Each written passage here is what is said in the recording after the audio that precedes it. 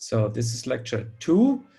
I hope everybody has done this Open Excel, and please also do this assignment, this assessment for finding out about your builder status or innovator status. It's very interesting to see later on when you try to actually formulate teams. So what we do today is we will actually go into a game playing modus. So we will actually play an innovation game, which we'll do in a breakout room soon. And after that, we'll actually talk about exponential technologies as they apply to healthcare. And after that, that will basically be a run through. So you should always interrupt me, and I will not go too much into detail in this one.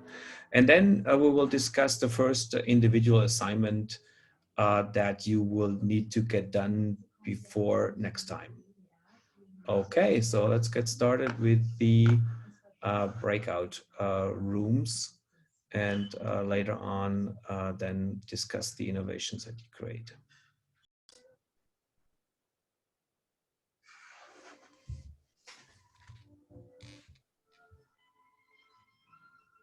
So you said your whole team, right? Your whole team is back already. So the other whole team is missing.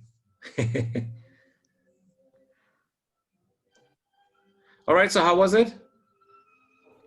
Easy. Beatrice had a really good idea, and that already. So you found the file, you were gonna file a patent on it, or? Maybe not yet, but the idea was good. So it disrupted all our ideas, I think. And that's actually one of the things that you would typically do in an innovation session. You would actually use it as an icebreaker. It's not typically used as an innovation goal, but if you really look at it, and maybe we'll just share the results that you created. You normally, but why don't we just start with one and then we discuss it? So Beatrice, you wanna share? Yeah, we made 2 ideas. So I try to share. I start with one and then I go with the second. Okay. Right? Can you share, or do I have to give you rights? I'm trying. No, I think you need to let me. Okay. Because it says host disable. So blah, try blah, blah. again. Try again whether it works. And if not, I have to go into the members, and then I give Beatrice the right. So we have this one. Okay. So this is one idea that was the first. Maybe I can explain now. So the idea here. By the way, you is have the like, surgery. You have the surgery room, right? Yeah, right. We have the surgery room. So in the surgery room, basically the idea is that there is a patient, and there is a laser that goes inside the patient, and you can see the inside of the patient through a screen, and the doctor just has to do the operation through the computer, basically. So it's like the computer has a touchpad, and you can make the operation just through the computer because you visualize the body on the screen, and the laser does basically the operation. So you don't really open the body because the laser does, and you can do the operation because you see what is inside through the screen. And if you have a touchpad, you can do with your hands as a person and do the stuff.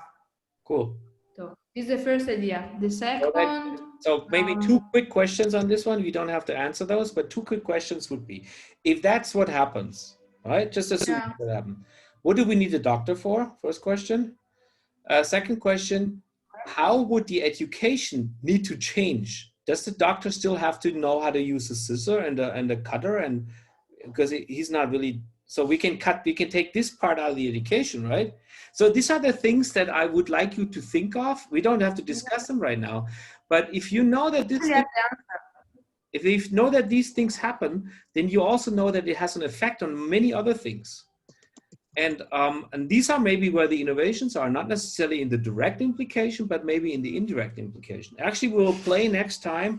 We'll play a game based, and that is called Future Wheel. All right, very good. Next time. But I think I have the answer of those, at least. I mean, you don't need to replace a doctor, because as long as you can program a machine, there is always the error inside. So I don't know. If you lose the way of being human, you know. Yeah, I but mean, that patient everything is done by anesthetized, right? machine. The patient is anesthetized. He doesn't really see I mean, have you ever gotten a surgery done? For me, No, yeah? not yet, hopefully. Yeah, I can tell you, I have had surgery done. What you normally get is you get an injection and then you sleep. And you don't ever see the surgeon. You don't have a human interface. No, but There's I'm not, not thinking about patient. I'm thinking as a surgeon. I okay, want to yeah. do the thing because But it's my I have, honor and to then do I have some really bad news for you. The surgeon it. makes a lot of things wrong. He has a lot of error potential. Yeah, I know. I was assisting a operation. I've seen the things. Okay. Yeah, the second thing is just you change the way of I mean, you said you don't need to learn again how to use the scissor and stuff. Okay, the way of learning change. You learn to use software and stuff to draw things on a software. Like they do visual designer today, they learn to use software to make their own design. So Sure. it just changed the way of learning. Yeah, and That is that's more what we need to do. We need to digital. integrate that. Yeah. Okay. So So idea yeah. 2. Idea 2, let me see if I can do that. Stop share. Okay, wait a sec. Can you see that? Yep. Okay, so this is the second idea.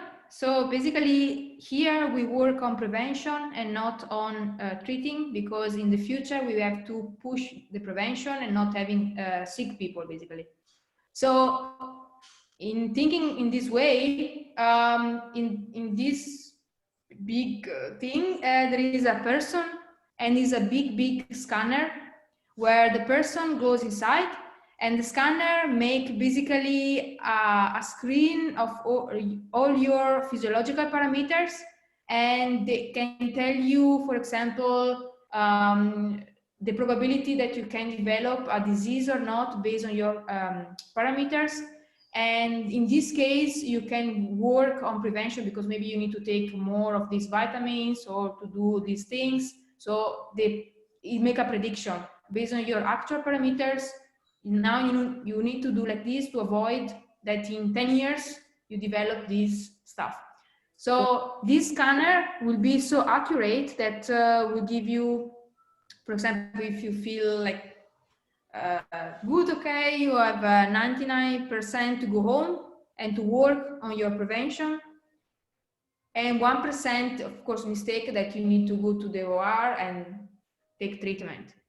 Cool. So Now in the future, I firmly believe in that too, but now let's go again to the quick secondary effects. We have in Magdeburg a hospital with 1,200 beds. That's the one we have at the university. We have the Olfenstedt hospital with 600 beds, and we have 2 other hospitals with together another 600 beds. How many of these beds will be left over? Can you make again? Sorry, you went too fast. Well, we have right now 4 hospitals with, let's say, 2,500 beds in Magdeburg. So if that's the case, you would basically only need 25 beds, right? Out of those 2,500. Yeah. Again, I hope that will happen, but think about what the effect will be. What will happen to hospitals? What will happen to the people that work in the hospitals? What will happen to all the things that you do? Now, cool thing if it does happen, but think about the secondary effect. That's all I'm saying. Yeah. Sorry to interfere, but isn't this exactly what disruptive innovation does? Sure, absolutely. Structures? No, I'm not saying that I'm not saying anything is wrong or right. What I'm trying to say is that if you create these kind of things, have a little bit of look and maybe think about what will happen. And what I want you guys to think of, if you believe that this will happen, maybe you can create innovation around that. How can you actually benefit from the things that happen in the secondary effect or third effect? What can you do to actually, maybe you create now an education tool to actually pick up all the doctors that will be unemployed and all the nurses that will be unemployed. Maybe do something for them. That's an innovation you could generate based on the implications of a first effect. You know what I want to say with that? For example, we Yeah, can okay. pool them and using those scanners and making lots of big scanner rooms out of these empty bedrooms. And Yeah, whatever. Or I mean, we you know, this idea is not, obviously, I'll show you some pictures later on, is nothing new. We had 2 or 3 years ago had a student working on what we call, you remember photo booth? I mean, maybe some of you remember those, you know, where you go into a booth, you put the €2 piece in there and it puts some passport pictures out. It makes a click, click. Anybody knows that? Remember those? Mm-hmm. Actually, in the train station, in my train station, we still have one. So it basically creates passport pictures. And so why not actually have a photo booth like that, and don't call it photo booth, call it diagnostic booth, and have it in a shopping mall. And the wife or the go get some shoes, some nice high heel spot, and then the man goes in the booth and gets a checkup, and then the man goes into whatever, gets a whiskey, and the woman goes in the photo booth, in the diagnostic booth. I mean, why can it not be anywhere? And you just throw in some money and get a status report, and it's basically, you know, put on your electronic health record on your and tells you exactly what to do. that's a good idea. And in our group, we even came maybe more socialistic way, that you have something like a Reihenuntersuchung, that you do some of those scannings like weekly, monthly, every quarter, every half year or something. You know, and now think about further. Now think about who's the responsibility and whose job is it to actually come up with these things. Maybe you can say, it's the job of the government to make sure that you are actually checked regularly. And it's the goal of the government to actually make sure that your data is protected. And that's what they pay for. And whatever comes up after that is maybe an insurance that you have to sign up for. You know, I mean, it's a different business model. And when you look at disruption, you will always see that disruption always comes with a different business model. So disruption is never in the same business model. Right now, the business model is you pay for the health insurance and then you're covered. And then the health insurance pays the doctor or the hospital or whoever. That will change with this setup. So, and these are the implications that I want you to think of. Obviously, what kind of innovation can I develop for this future scenario? Yeah, right? but I mean, if the health insurance now cover because of your treatment, maybe in the future the insurance will cover you more on education, on prevention. For example, so what are the activities that helps you to prevent a thing? Or Courses, they pay, activities, food, eating, what we're doing, you know? I mean, we're doing a lot of things wrong. It's just, or they you pay know, the it's because doctor. you don't have the knowledge about. Or Beatrice, they pay the doctor for keeping you healthy. So if you don't see the doctor gets more money. That's a complete reverse thinking of how it's done right now. So this is already a nice discussion, because it tells you of what could happen with if these things indeed will be around in 10, 15 years. So can we go to group 2? What have you come up with? Thanks a lot, Beatrice. That was nice. Welcome. Well, thanks group 1 in this case. Of course, we're always together. So. Keine Ahnung, soll ich das Bild zeigen und jemand anderes? Okay, so yeah, but it's okay. So it's reimbursement, handheld, scanning room, AI driven. Why don't you say? I mean, we don't necessarily have to completely explain. So we have it all seen now. Now you can maybe quickly discuss what it means. Sure. So for us, it is clear that there will be tremendous changes in every area of technology, from DNA sequencing, handheld devices, this multiple scanning modalities in one room, and maybe just one patient table, what can show all the physical values. And this is connected to a AI-driven database, and this regularly checks from million data sets generated over the day, and can to 99% give you a reflection what is to do. And this is connected somehow to the reimbursement system, because from here we have also a change in the system that risk groups are somehow forced by maybe higher fees or something like this to send out to preventive measures like how to eat or how to perform with your body, something like this. And the doctor is still there, but as a manager and as a decider, as a last instance after the technical report and the technical information for the patient. No, I think there will be a lot of these things happening. And again, you know, I said that before. Whoever talks about the future doesn't really know anything, but only estimates things or anticipates things. But we will see whether they're right or wrong. Typically, and that's something I want to show you later on when I go through these exponential curves. We are always underestimating in the short term. Sorry, overestimating in the short term and underestimating in the long term. Meaning, we don't, when we look at what technology will do, we will be disappointed what will happen in 3 years, but we will be extremely, you know, below the expectations what will happen in 5 or 6 or 7 years. Technology will always be faster at that point in time. That's a typical exponential curve then. So if this is happening again, think about what the implications are of this one. And also think, and that's we will cover at least to a little extent, what is ethics associated with that? How do we have to make sure that the data is treated?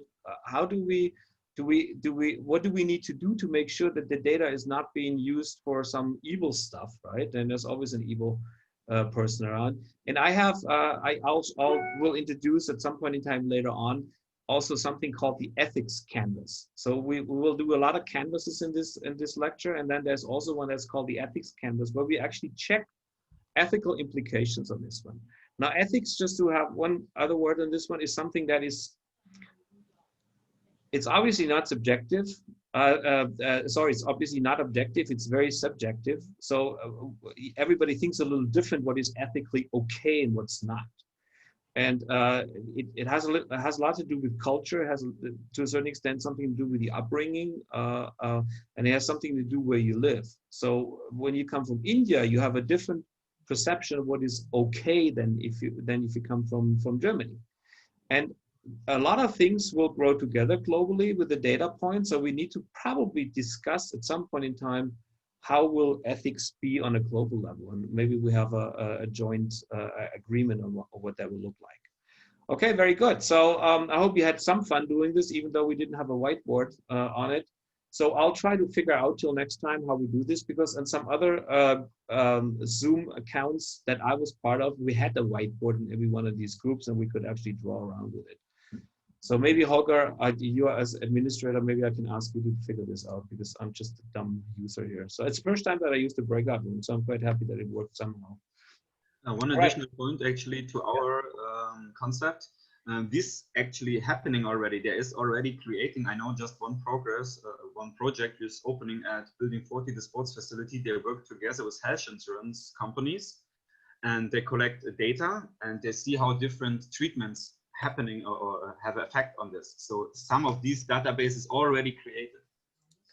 I can also tell you, I am starting on Monday. I'm starting a new role for the German Health Ministry for 8 months, and I'm actually writing a big proposal for 300 million euros for the Ruhr Valley on implementing digital health concepts in the hospitals. And this is a very interesting concept, because hospitals need to actually work on their future, and they are not used to that. They only live basically from year to year, and they don't really think about what will happen in the next years, how these things will actually affect their business model, and it will be traumatic. So anyway, so what I wanted to show you, this is an interesting one here, is I have done this all in all maybe 100 times already. So I have about 300 or 400 of these pictures. From all kinds of classes. I put some down. Those were obviously in the non-COVID times where we could actually draw in person. And if you look at this, there's a lot of similarities. And there's always a robot included. There's very few people included. That's very interesting.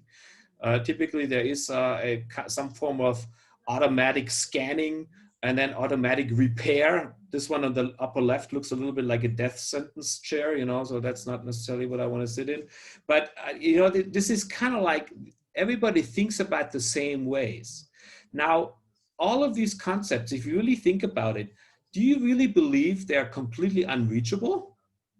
I mean, most of these technologies are around already to a certain extent, right? Or we can at least imagine that they will be around.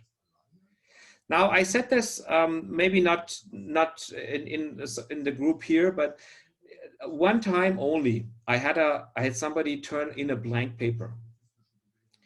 And this is a little bit going to what Beatrice said at the beginning. You had this 1% to 99%. And the blank page was, hey, what do we need a surgery room in the future? We will not get sick. So we don't need it. So there's no need for actually creating a concept and a future idea. And that's actually what we want to happen, right? I don't want to have a robot necessarily working on me without a doc, with or without a doctor, making an evaluation, but I would like to actually not get sick. I would like to live as long as possible and maybe have 2 days of suffering and then be dead, right? I don't want to have any of this other stuff. Of course, there will still be probably people like me who have all kinds of old motorcycles that are more or less sensitive, and I probably be run over by a car and have an accident. This is maybe something we have to cover. But in general, this is a good goal, isn't it? Would you agree? It's actually a good goal to have no surgery room. So this is an example that was exciting to see. There's more examples. So again, I have hundreds of pages of this one, and it's interesting. If you really look at that, you always look at the top right one. This is kind of a little bit what your Beatrice, what your first concept was. You know, it's not necessarily a infrared, but it's a hologram that is generated that automatically evaluates you, and then there's somebody fixing you up, and there's no person involved at all anymore. So this is what people come up with. And interesting enough, that's why I wanted to show this one. This, for example, is I copied this, I think it was 2 years ago, I made a picture of a presentation from Intuitive Surgical. Now, Moritz and Anna know what Intuitive Surgical is. They are the ones who manufacture the Da Vinci robot. We have 2 of those, or one. We have 1 of those, right, in Magdeburg? 1 or 2? 1 in Uniklinikum, at least 1 in Olfenstedt. Oh, so we have 2 of those in Magdeburg. So interesting. Anyway, this is what the I think it comes up with. This is what the business development manager of Intuitive Surgical presented. He said, "This is what we believe the robot, the Intuitive Surgical model, will look like. There's a person coming in here from the left." Goes through basically a diagnostic screen. So when he walks through, they already have his or her picture on the screen. They maybe decide still what needs to be done, and then he's putting on this dental chair, and he's been operated on. This is what a company is doing. And why is a company doing this? Well, they have a business model, right? They want in essence, Da Vinci's Intuitive Surgical's idea is that everything should be with a robot. That's what their purpose is. They're building robots, and they would like to sell as many robots as possible. And that's why they create visions, because that also helps them to project backwards what needs to be done now to actually achieve this goal. And this is also what I try to communicate to you when you work on future orientation. Don't work 3 years out in the future. Work 20 years out in the future, then try to go back. If this is what happens 20 years out, what will happen 10 years out? What will happen 5 years out? And what do I need to do now to actually go on this path? You can always change the future, right? But this is how companies work, and how people who are future-oriented think. They have a plan, they have an idea of what will happen, and they try to actually interject that development in the future with their current ideas. So they see what needs to be done now to actually fulfill my vision for the future in 15 years or 10 years down the line. Okay, I think I have a video now. So let's look at this video quickly. It's a little esoteric, but it's only a minute and a half. We are wondering what is happening to the world. Everything is changing.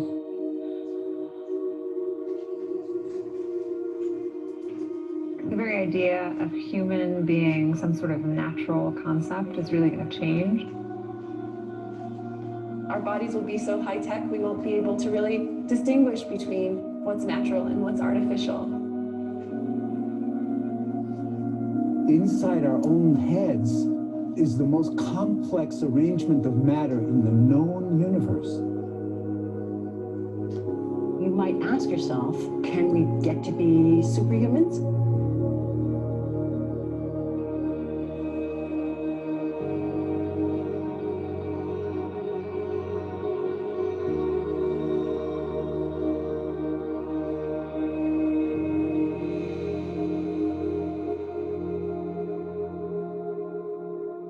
The original Industrial Revolution was driven by the discovery that you could use steam engines to do all kinds of interesting things.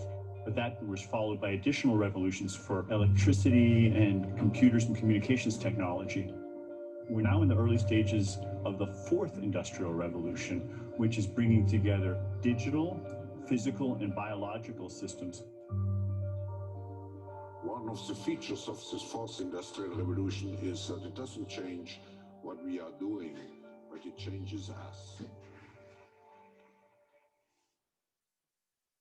So you saw Leonardo DiCaprio sitting in the first row there.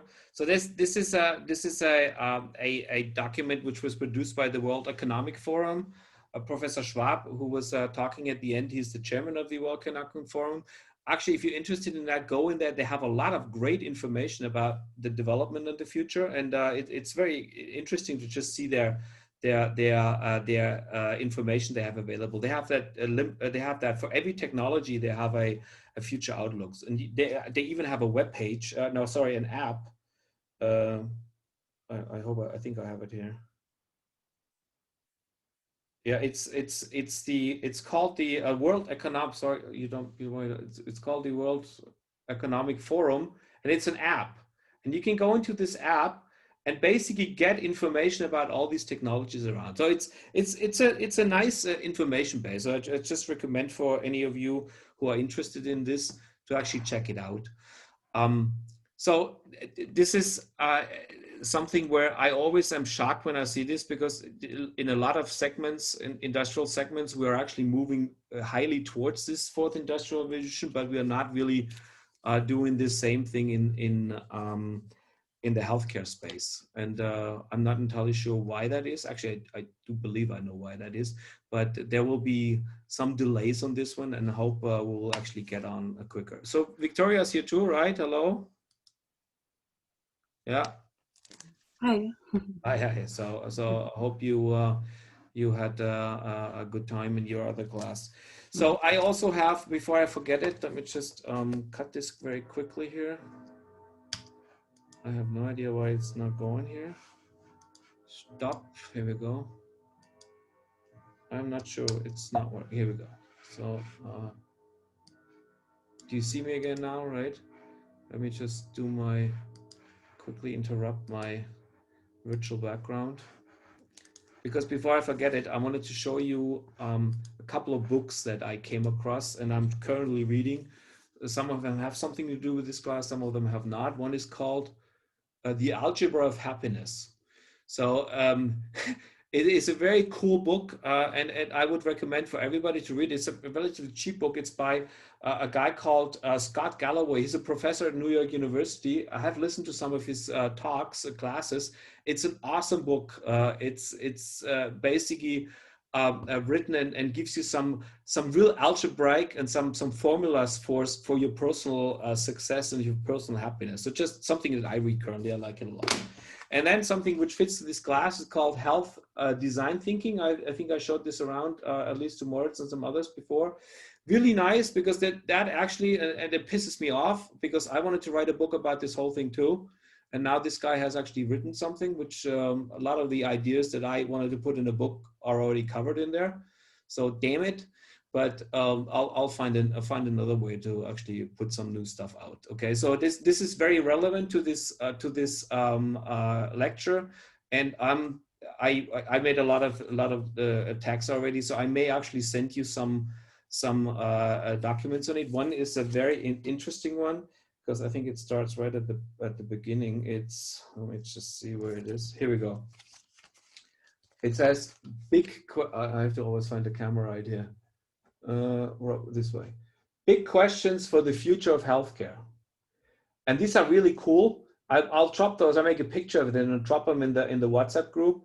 So these are the things, and it's not the only class here that apparently goes for this. This is what is, you know, in these books as well. We need to address a lot of these issues in the very near future. We need to have people working in interdisciplinary teams on those. So let me just look at some. How might we connect our personal health to the health of the planet? How might we strive for a culture of vitality? How might we think of health as a social contract, etc., etc.? Very interesting questions. Maybe also questions that are relevant for this course. So I'll make a picture, I'll drop it in the WhatsApp on this one. Okay, let me go back to my screen now. Okay, so we are here. And we will be, this one we have also to a certain extent covered, so I don't want to necessarily go over it again. We are right now in the fourth industrial revolution, but the healthcare is unfortunately not even picked up to a large extent the third revolution. We're still doing a lot of things analog.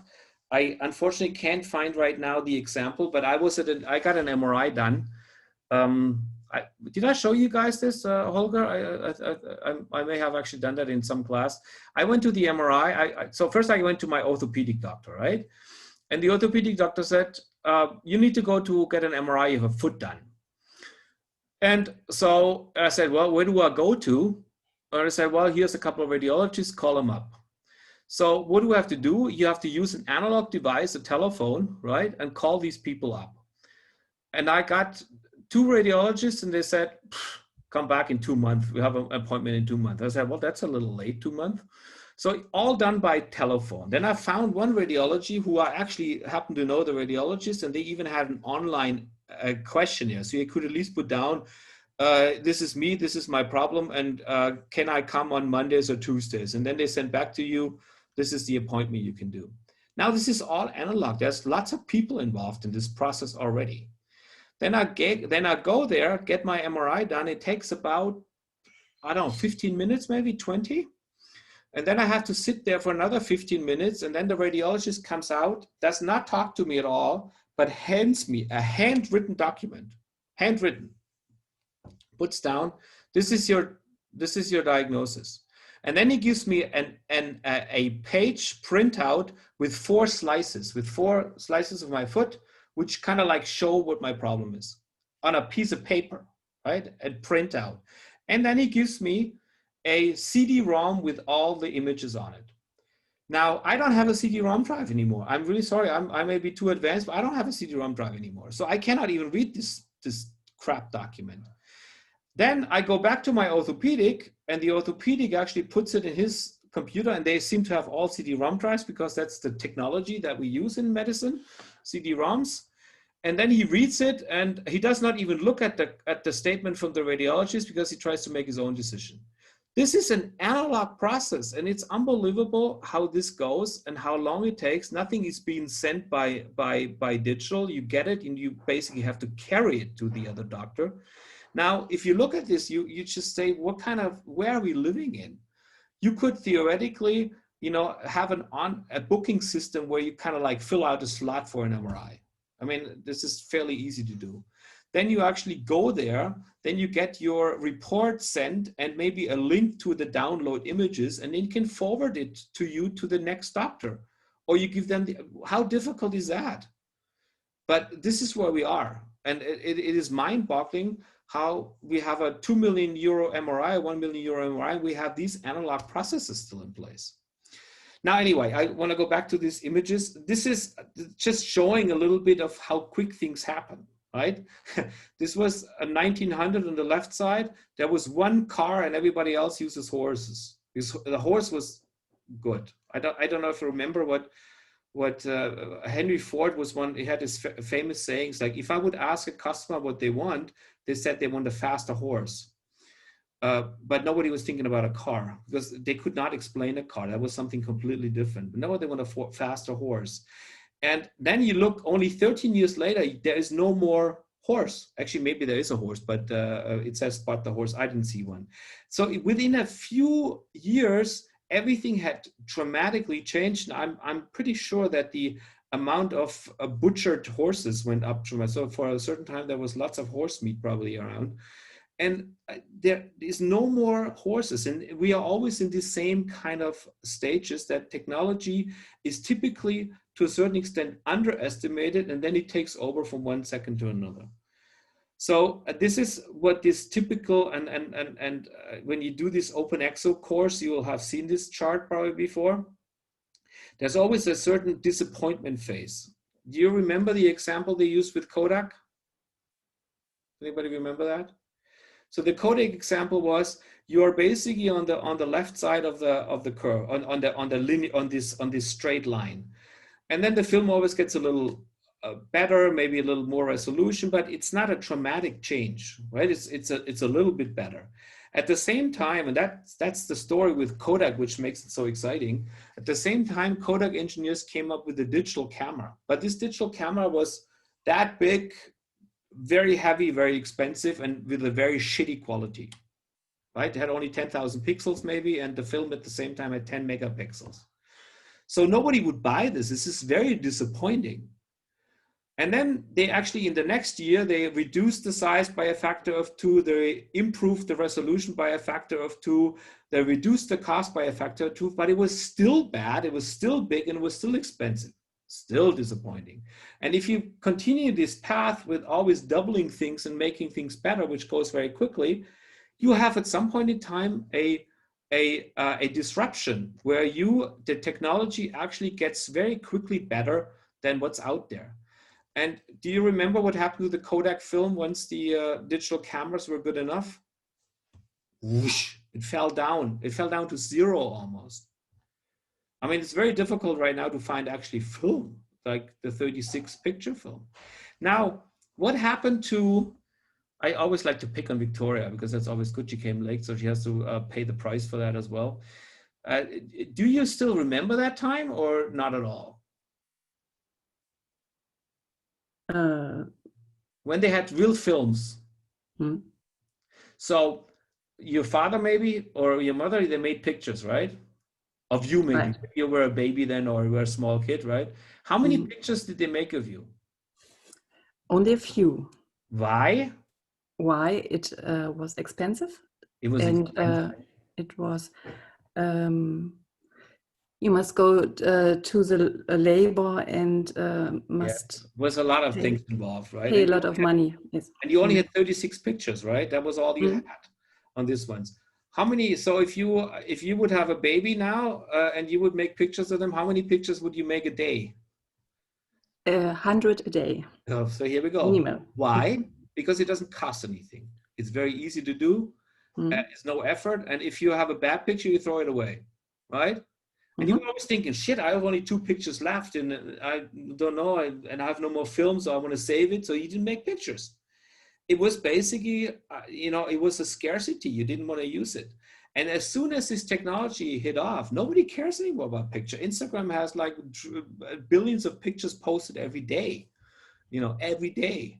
So you saw this increase of usage of film. Now, today, I pick my cell phone based on the camera, not based on the phone capabilities. I want to have the damn best camera in this system. This is my camera right now. This is how I pick a cell phone.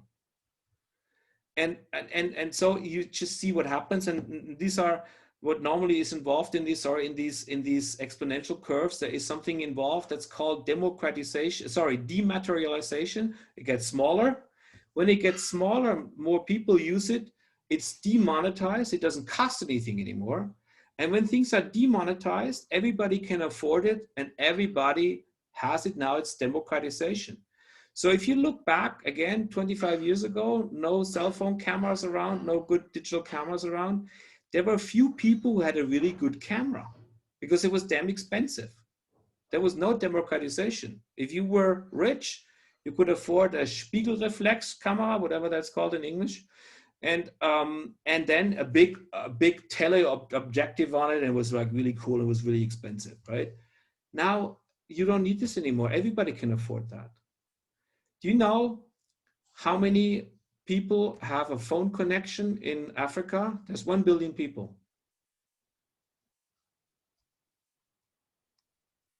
Just tell me a number. 1 billion people are there. How many phone connections do they have? 900 millions. No, more than 1 billion. More, twice more. Whatever. Let's say 900 million or a billion. Doesn't really matter, right? Yeah. How many of those are landlines?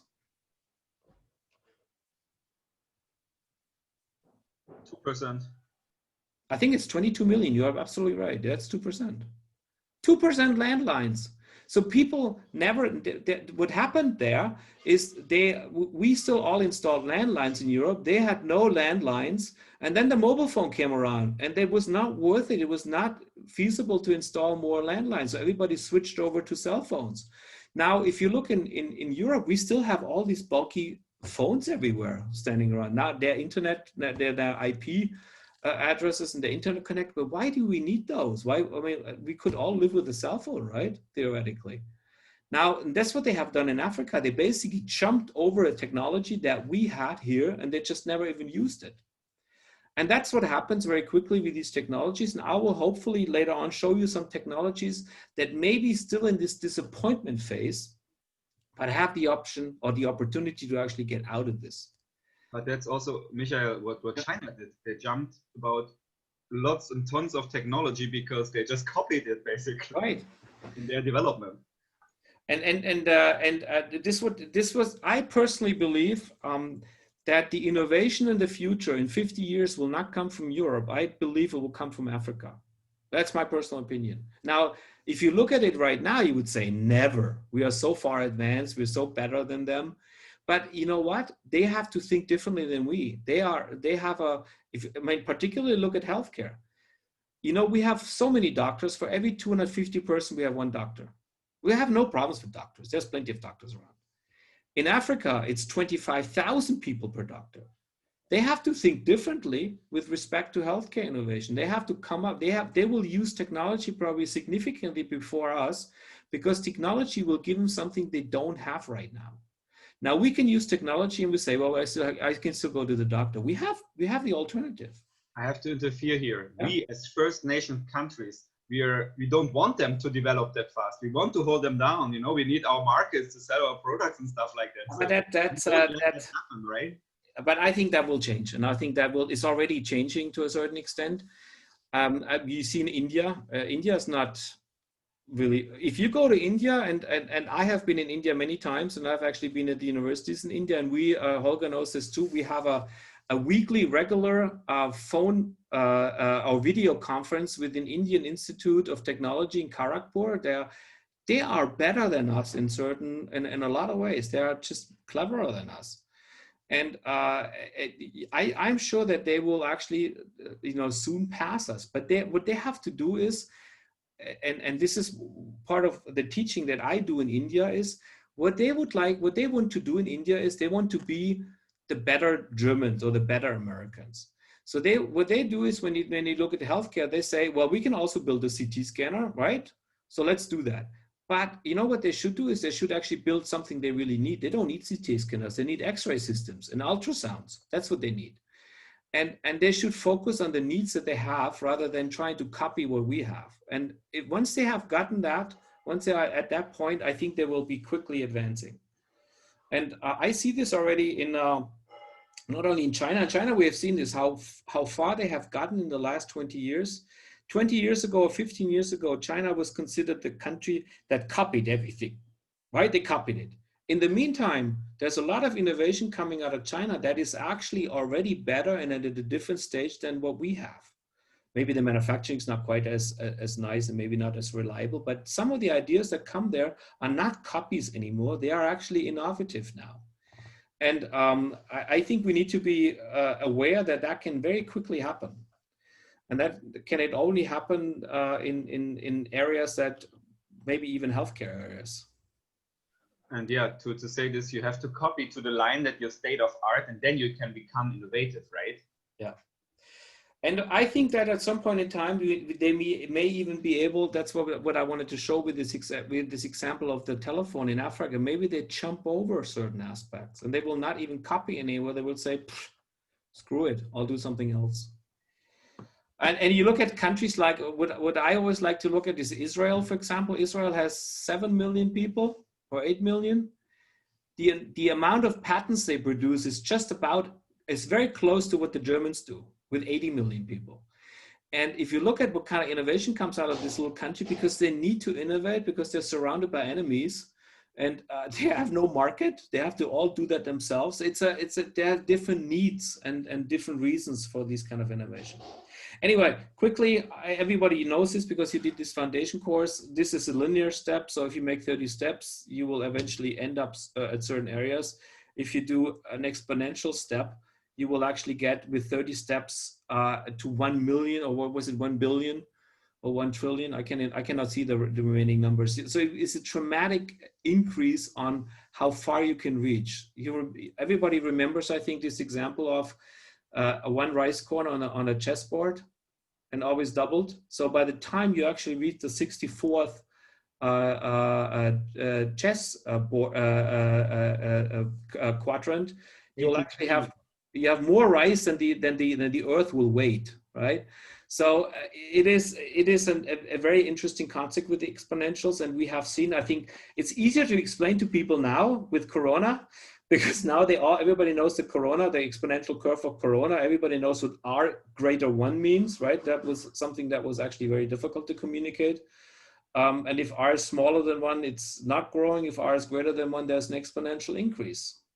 And the higher R is, the steeper the curve is. All right, just a quick one. So anyway, I talked about most of this stuff before. There is normally a curve, and if you look at the linear curve, let me ask you another question. I use always the same example in this one too. So if you heard that by accident, some of people who know me, then apologies. I remember very well, I was very excited when about 10 years ago, or maybe it's even 15 years ago, I don't remember the time anymore. I got my first, do I have one here? My first USB stick.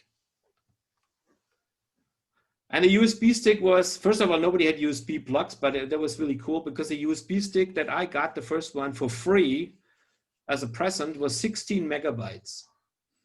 And 16 megabytes, and it cost, let's say 16 euros, just for the heck of it, right? Just to make a point.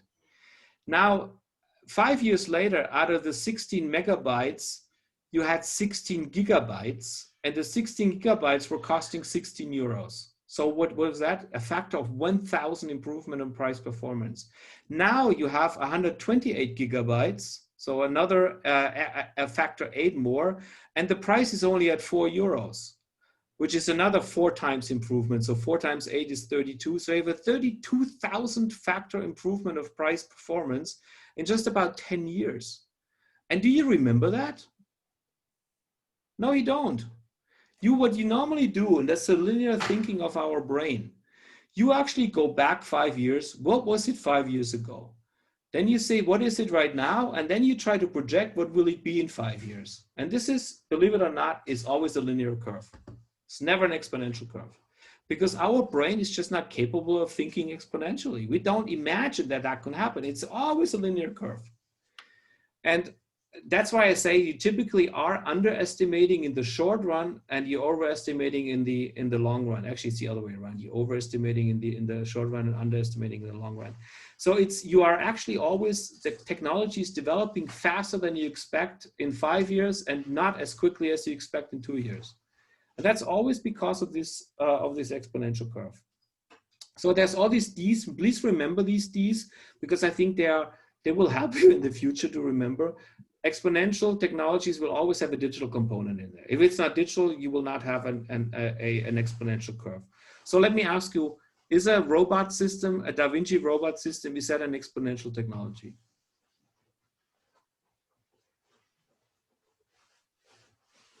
Do you think it is? Is it digital? Yes. To a certain extent it is, but what does it do? Can it actually, how much can it grow? What is the market? The market is limited, right? It's a limited market because it's surgeries that you do. So once all the surgeries are done with these robots, what are you going to do with this? No, it's not. I think, in my opinion, it is not just related. I mean, if I have a robot system, then it is not just related to surgeries. It is also to sterilization, to okay, that's a staff management. you can involve the technology in a lot of areas. Now we have robotic systems for large delivery systems like Amazon or something. The drones, you mean? You know, you're right on this one, but that's why I said I limited it to the surgeries. And if you look at surgeries, I'm not so sure about it. But essence, digital, first D, disappointment, second D. Disruption is actually this person is the third D. Fourth D is dematerialization. Things get smaller, things get cheaper, and with that, everyone can have it. And that's what we also call abundance. It's so abundantly available that you can assume everybody has it. Everybody has a cell phone. Everybody has a smartphone. I would assume everybody on this course has a smartphone, maybe even two. It's nothing special. Yeah, it doesn't cost anything anymore. Everybody can afford it. Now, one of the things, this is what I just talked about. So this is basically the underestimation that we do. So we always look at the past, then we project in the future, and we typically always off with our estimations. And that's when I have some curves now. That's when you look at the curves. You look at the chess computer, then you look at what is this Jeopardy, and then Go, I think 2016, and then you have a system that learns itself Go. It has never really seen Go, but it uses an artificial intelligence program, and it basically creates algorithms to learn itself Go. And eventually it gets really quickly faster, and Go is the most complicated game. I don't know how to play it, so I'm just by hearing. You get so much quicker with this system, it's incredible. So Kodak we know, so we forget about this. This is interesting because Kodak has now been taken over by Instagram, which has now, at the time it was bought, it had 13 employees. And you know what the business model was? How much did they make? Does anybody know? When they were bought? How much money did they make? What was their revenue? You mean the revenue of Kodak? No, the revenue of Instagram. Instagram was bought by Facebook. So how much? I think in the beginning they had no business model. There was no revenue. Huh? They had zero revenue. Zero. Absolutely none. And why the hell would you pay 1 billion euros or dollars for a company that has absolutely no revenue? Because it has a lot of users. And Facebook saw something that nobody of us saw, basically, because I'm from the old economy. And the old economy says, if you have 1 million euro profit, the company is worth about 8 to 10 million euros, because it's an 8 to 10 times multiplier of the profit. That's what a company is worth. Now, this company would have been worth 0, because 8 times 0 is still 0, right? But they paid 1 billion for it. And you know what? It was probably the best acquisition that Facebook did. They think that the Instagram part of Facebook is now worth about 1/5 to 1/4 of the Facebook value, which would make it at 60 to 80 billion euros. But then, sorry to say this, but then they bought the network, they use Instagram. Sure, but this is just think about the valuation and why companies are worth a lot. They're not worth because they make a lot of revenue. They're worth because they have a lot of users. And the actual value behind this is the number of users, the number of people that interact, the number of people you can fill with advertisements and all kinds of other stuff. Completely different business models. I'm saying this and I'm pointing this out because I believe that we'll also have different business models in the healthcare space. And we should think a little bit about this, even as engineers or as medical students or as science students. We should think about not only about our technological aspect or treating patients, but also, do we understand the economics behind it? Because if you don't understand the economics, it would be very difficult to create some really good innovation. Okay, so that's what's called abundance. So abundance is something it's widely available, and there's some examples. Google, how much does Google cost? 0. Nothing costs anything anymore, right? You ask Mr. Google or Mrs. Google, whatever you want to give it, whatever sex you want to give Google. You have an interface that is one line, and you just put the question down there and you get an answer. It doesn't cost you anything. There's somebody else paying for it. That's the advertisers behind it. But for you, it's free. It's available. Energy. Now, why do I put energy down? Do you know how much energy Germany creates from from renewable energies? What is the percentage of energy that Germany creates from renewables at the moment? I think it's almost 80. No, it's not that much. It's about 40. It's about 40%. They cannot use all of the. Yeah, you're right with the 80%. I think there were, or even 100%. There was one sunny day in August last year, and that, so all the energy was created. But in general, overall, speaking of the years, 40%. But is this 40% going up or down? Up, of course. Up, of course. So we will have 50, 60, 70, 80% at some point in time. What is the actual cost of solar energy? No, different question. What is the cost of solar panels? Is it going up or down? Down. Dramatically down.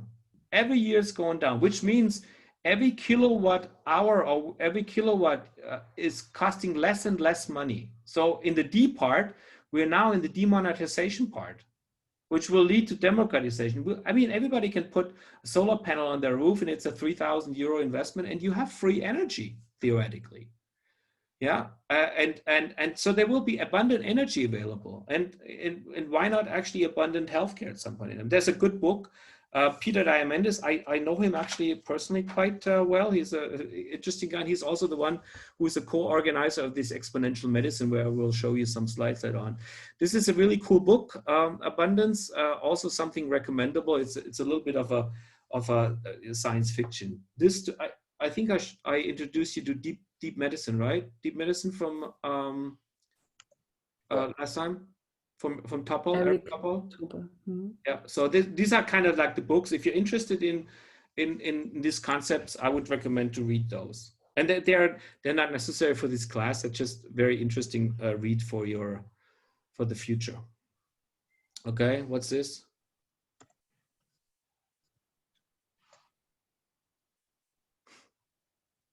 Holger knows it probably. This looks like a container I used in my old WG to put my dirty clothes on. And then you give it to your mother or what? No, just to store it because it has to have a cover that it doesn't smell too much. Is Beatrice still there? No, maybe not. Yeah. So what is it, Beatrice? I normally don't continue if I haven't heard at least 2 or 3 different opinions. Now, I told you this why I do this, because sometimes I like listening to myself, so I can speak for a long time. I'm not entirely sure that you always can listen for that long. So that's why I put these things in, so you think about something different and you get out of the box too. So this is a little bit out of the box as well. So what is this? Philip, you're asked as well. I don't see Moritz anymore, but I know that Moritz is still there, right? And Anna? For me, it's a bin, but it's not out of the box, so I assume that would be wrong. Okay. So Philip, one more from you or Beatrice, and then I'll give you the answer. Yeah. My first idea or my first thought was that it's a table with 3 chairs, but or a bench maybe. Okay. Yeah. All right. Everybody sees it now? From the top, right? Going down. All right, next one. Okay, last upgrade. So these ones I go quick now because we have talked about this already. So the brain is actually wired for linear approaches, not for exponential approaches. This is actually also a cool book, Douglas Atkins' book. That I also have that here. It's also a very interesting idea about the neural changes in the brain. Okay, so let's show you some charts. So what happened to newspaper advertisement? I think it's all taken over by Facebook, Amazon, Google. Well, Amazon maybe not so much. There's no more. Who has a subscription to a newspaper? Well, I do. Actually, to 2. But one of them is an online one, the Washington Post, and the other one is a real one local here. So nobody has a newspaper subscription anymore? I have one. But you know, do you see what happens? I think we have a really nice example right now. It's the American election. Where do these, sorry when I say this, these bozos get their information from? from the internet and from unverified sources. And they believe everything that is listed there. So, you know, it's very interesting to see that very few Americans are willing to pay for a subscription of the New York Times or the Washington Post. It's not that expensive. But sorry, wouldn't you say those are not biased? No, they are biased. That's it's always good. I have, for example, I used to read the Zeit, and I used to read the Frankfurter Allgemeine. I used to read the Süddeutsche. Süddeutsche was always a little on the left side, and the Frankfurter was a little bit on the right side. You know that, but that's intelligent people read both sides and just try to make their own opinion. If you only listen to Fox News and that's the only thing you listen to and it's the only thing you believe, then you're, excuse my language, then you're fucked. And that's exactly the point. You have to spread your input. But how many people are doing this? By different sources to make it diverse and then get the best out of it, right? The problem is that you are not willing, we are now living in a time of abundance, right? So information is available freely. Nobody's willing to pay for it. But if you want to have good information and verified information, you have to pay for it. But people are not willing to pay for it anymore. So it's a little bit of a problem that they rather believe this free information that's out there, which is unverified, because we have 7 billion people on this planet. And guess how many journalists we have? 7 billion. Everybody writes something in their blog and that's their opinion, but it's not verified. And verification costs money and time, and people are not willing to invest in this anymore. It's very sad to say, but it's what it is, right? Okay. At the same time, music. I mean, how many of you don't have a flat rate with a music provider? You don't have one? See, I even do have one. So I download whatever I want. Doesn't cost me anything.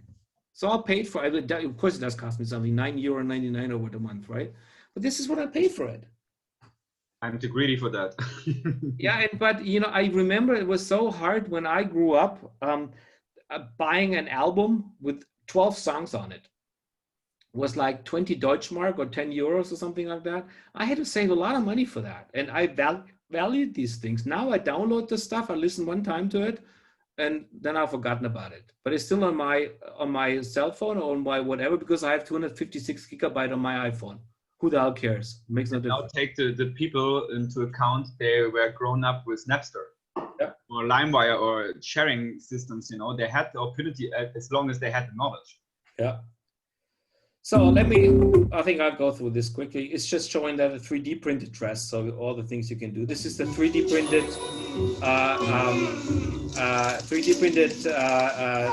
joint for the kit. I cut this. So all the things you can do today. This is just a little bit. So the base on this whole thing is, as we all know, is Moore's law. I grew up with Moore because he's the guy from Intel, right? So I'm an electrical engineer, and I had to learn all about the transistors and all the things that Gordon Moore invented. And the whole point about this exponential growth is the fact that the price performance ratio of computers has basically doubled every 18 to 24 months. Now, remember the doubling part on the exponential curve or on the checkboard? At some point in time, very quickly, it goes through the disappointment phase and the linear curve. And we are actually having such a powerful computer now. You've heard that many times, that this thing here is about as powerful is 10 or 20 times more powerful than the computers that brought the Apollo 13 up on the moon, or Apollo 9, whatever it was. And it doesn't cost anything. It's abundant, the information. Calculation speed doesn't cost anything. Does storage speed cost anything? Victoria, you have a Dropbox? You have an online storage? How much do you pay for it? Nothing. Oh, nothing. Nothing is a good business model. So how much can this company make? How do they make money? So you don't even ask yourself the question anymore. Isn't that sad? You basically accept it.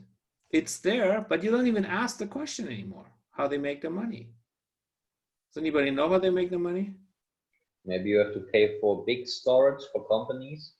typically that's what happens, is that there is always you may have heard about this, there is a freemium model, so free for some users and some others have to pay.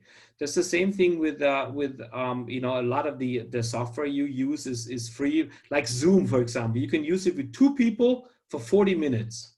If you want to have more people for a longer period of time, you have to pay for it. And so these are the business models, but it's interesting you accept that it's free. And if somebody would tell you, I have a better storage facility, but I want €5 a month, what would we tell them? Fuck off, right? I don't need you. I have a free model. This is somehow this Rockefeller business model. So he gives the lamps or the lighters and then sells the oil. And I think that's the same what the companies do today. They provide an easy access to Spotify or YouTube, and at a certain point you are annoyed by advertisement, or the service is just limited, and then you will get the full access and pay less amount of money. I mean, €10 still in per month for music also is not that much. I mean, for this €10 you get in before 15 years a maxi CD with 4 songs. So it's still. But look at also at the computer programs, right? I remember when I bought my first computers, I had to pay Microsoft €79 for Word, €79 for Excel, and €79 for PowerPoint, something like that. And the Office package was a good price. It was only $159 if you bought it for all 3. How much do you pay for it right now? The student package is, I think, €79 for 4 years. All of it. And with the Apple, for example, just to give you that one, it's free. So the Apple software comes free if you have the computer. So also nothing anymore. Now, how many, so let me go to Philip. How many apps do you have on your cell phone? Actually, not that much, but I think that's rather unusual. Maybe 10. Oh, say what your colleagues have. How much do you think they come? Maybe 20. Okay, I don't know. Maybe I'm extraordinary on this one. I probably have about 100 apps on mine. Oh, okay. Yeah, and how many of the 100 apps do I use? Ask me that question. That's a better question. 10%. Yeah, actually probably a little more than that. But you know, I every half year, every 3 months, I just debate with myself which app I delete, and I don't delete anything. I always leave it on because I always maybe use it, maybe I need it again, right? I always leave it on. Now, how do you make your app selection if you need something? What's the criteria for your app selection? I think it's based off what you heard about it. So what you were told. Okay, so you have 3 apps that are having about the same rating. I mean, if I go for the Apple, I go for the ratings, right? I look at how many people rated it, and they gave it a 4.3 out of 5. And the other one is a 4.5 out of 5. And the next one is a 4.2 out of 5. So which one would I take now? The cheapest, right? And I would take the one that doesn't cost anything. So we don't pay for this stuff anymore. So Victoria, again, going to the business model. How do these people make money? With advertising and in-app. Yeah, to a certain extent too. But so they will make some revenue, even €1.99. Okay. Now €1.99, you cannot make money on it, or can you? Yes, you can, because there is about 2 billion iPhone users. And if only 1% downloaded, 2 billion, 1% of 2 billion it's difficult for me now, it's 20 million. 20 million times €1.99 is 40 million euros. That's a lot of money. You get the point? It makes sense to actually drop if you have a huge coverage and you have a huge amount of people in this. So I am an engineer, but I'm also an entrepreneur and a business guy. And I really would like you guys to continue to be good engineers, good medical students or medical doctors at some point in time. But please don't forget, the only reason why things are being innovative is because people like to take it and use it and pay money for it. So if you don't think about economics, you will have a problem. So economics is a driving force in creating innovation, is a driving force in actually getting innovation into the market. So please consider that. And that's why I believe everybody should have an introductory course in economics. It's very important. On the other hand, maybe everybody of the economics people should have an introductory course in technology. Okay, so I go through this quickly. I just want to show you what has changed with the, look at the amount of transistors, 2,000 transistors in 71 to 7.1 billion. And actually it's 14 or 20 billion right now. It's a 100 billion fold improvement in 40 years. Amazing. If you think about what has happened in the car industry in the last 100 years, certainly not that much. And this is an exponential curve, by the way. It doesn't look exponential, but it's because on the y-axis you have an exponential curve, so it always goes up by an exponent, and that's why it's a linear curve. So if it's a linear curve up, it's a dramatic exponential curve if you would really scale this down. This is what happened, and if you look at the Moore's law started when the transistor started, so roughly right in 1960. So now we are, with the integrated circuits, we are 20 billion transistors on a very, very small, tiny area. So will this go on?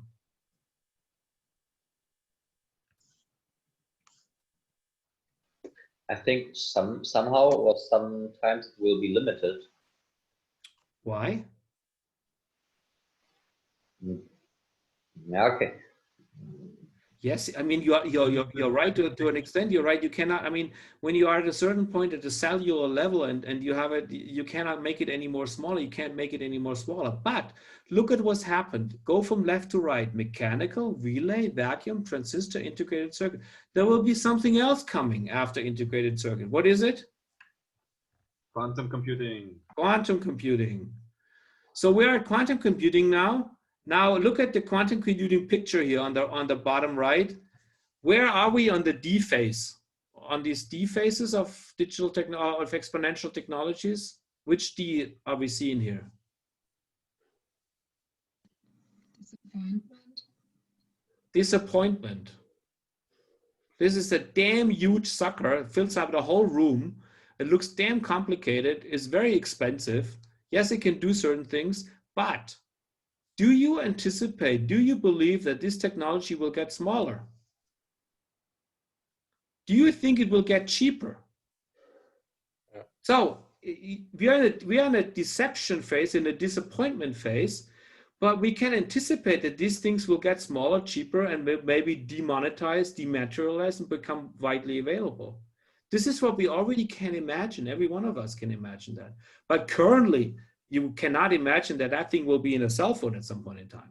Probably will never be, for that matter.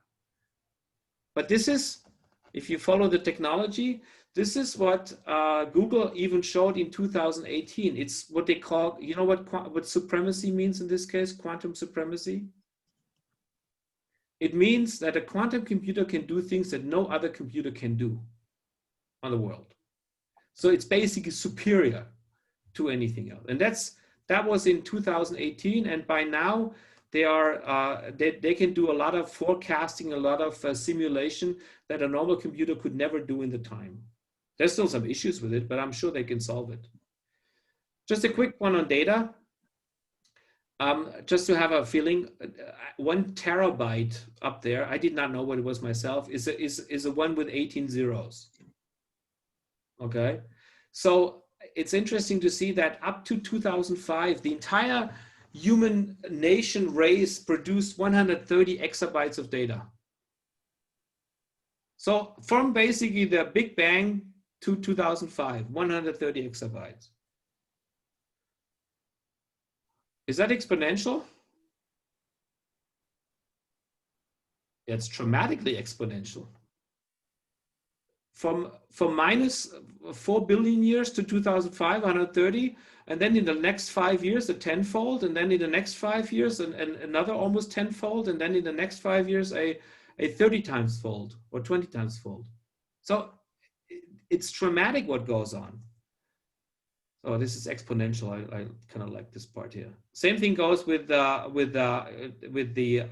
This is also interesting. What happens in 60 seconds in the internet? 210,000 snaps uploaded, 65,000 pictures uploaded. You don't. It's kind of like accepted by you, but you don't. Just one question for this exponential growth of this data.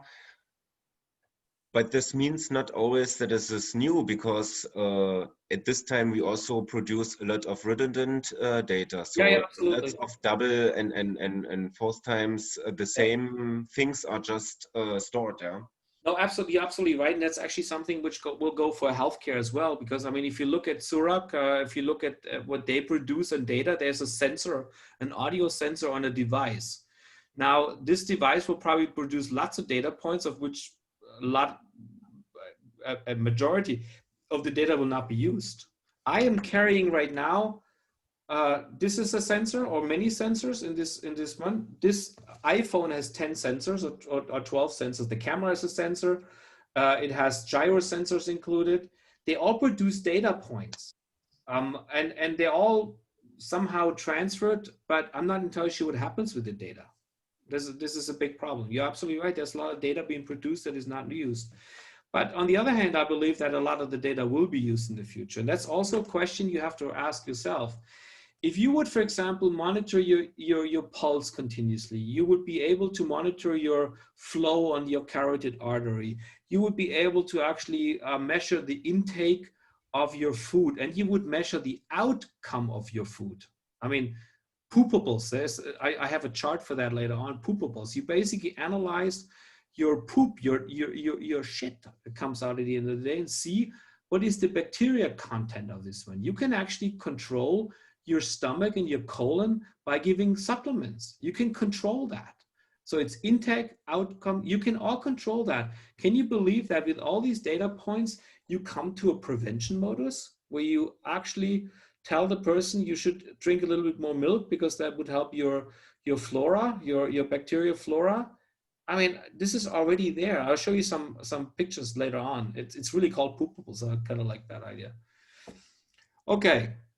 At the same time, not only the performance goes up, but the cost goes down. There's one example I have here, blah, blah, blah. Okay, this one's we have discussed, so I'll go a little quicker. I give you these slides anyway, so you can have some fun going through them. I have this one. This also, you know about the satellites. Unfortunately, right now there's still areas where there's very little reception.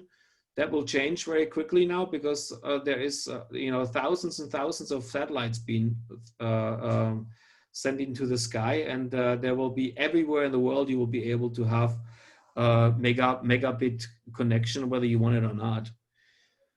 Okay, so that's also just to look at a little bit what happened in the time. So what happened? The automobile took 62 years for 50 million users, telephone 50 years, electricity 46 years, credit card 28 years, and internet 7 years, and Twitter only 2 years. Also an exponential curve. How long does it take for people to accept certain things? And I think Instagram took even 8 months or something like that. So I don't have the newest numbers. Okay, energy, abundant. Cost of energy and energy installed will go dramatically down. We'll have electric cars, we'll have drones. There's a company in Munich that is actually flying now. They have a permission to actually fly the first passengers. And so that is thought when you come with a plane, you're actually being picked up by this thing and being brought to your final destination. What's this, quickly?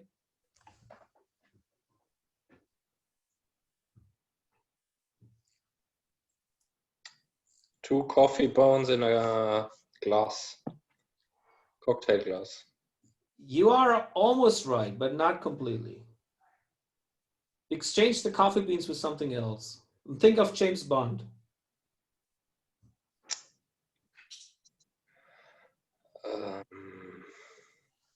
James Bond always drinks a martini, right, with olives.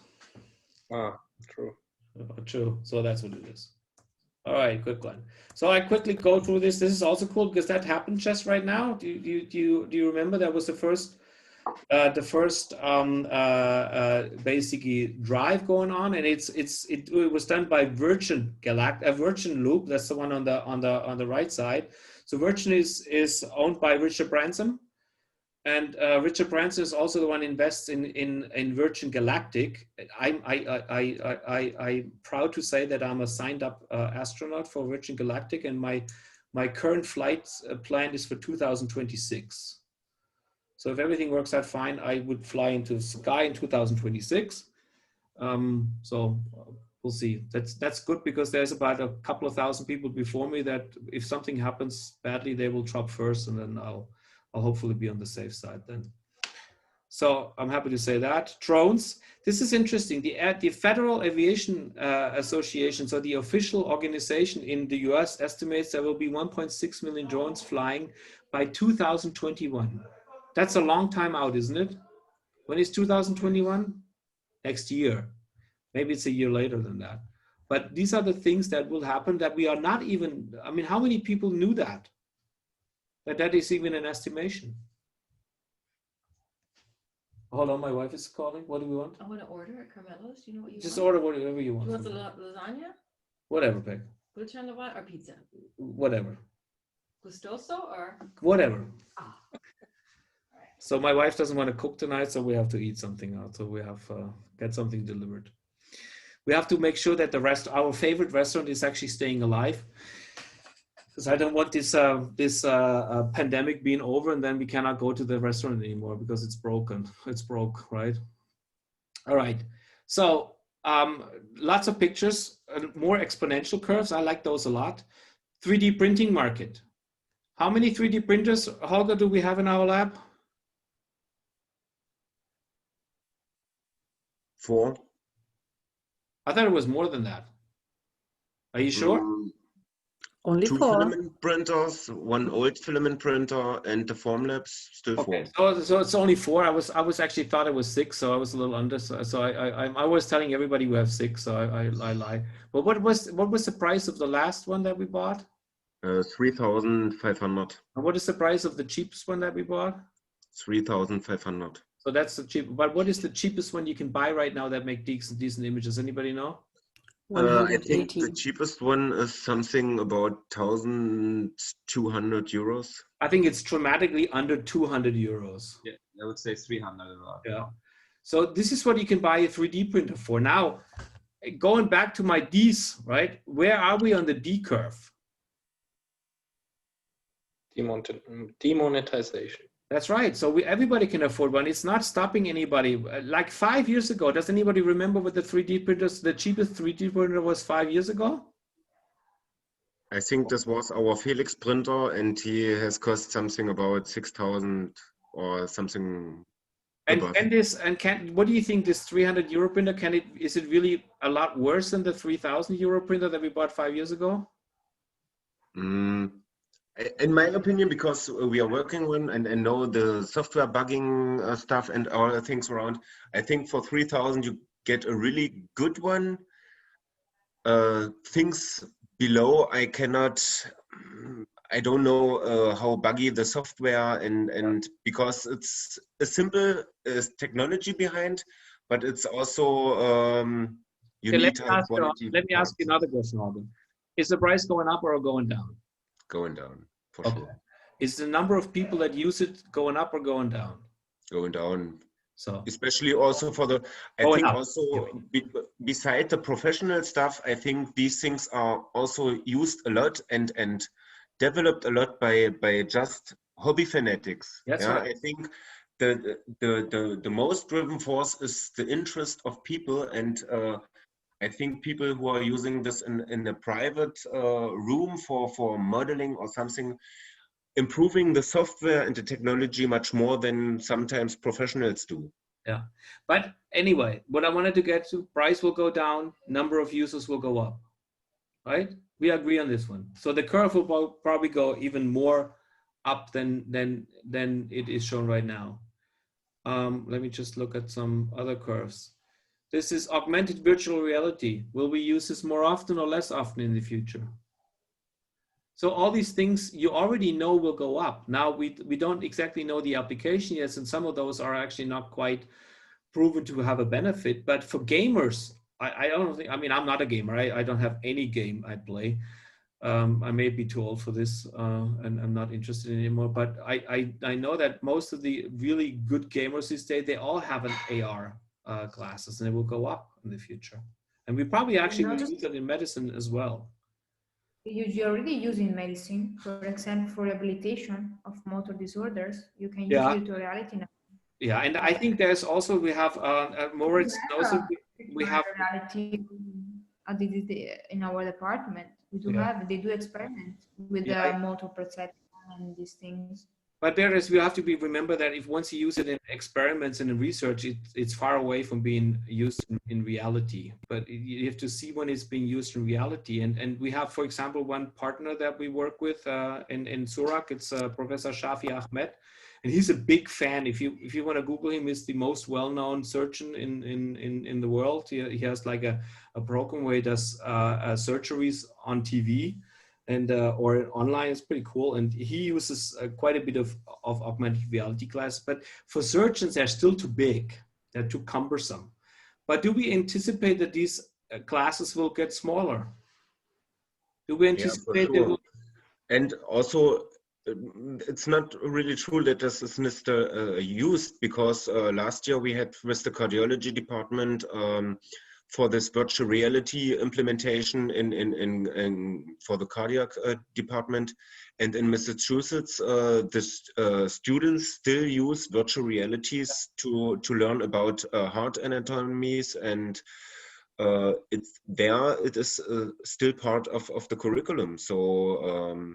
But the question is, do you believe there will be a dramatic increase in use of AR glasses? Yeah, for sure. Do you believe that there will be a dramatic reduction in weight and in cost of AR glasses? For sure.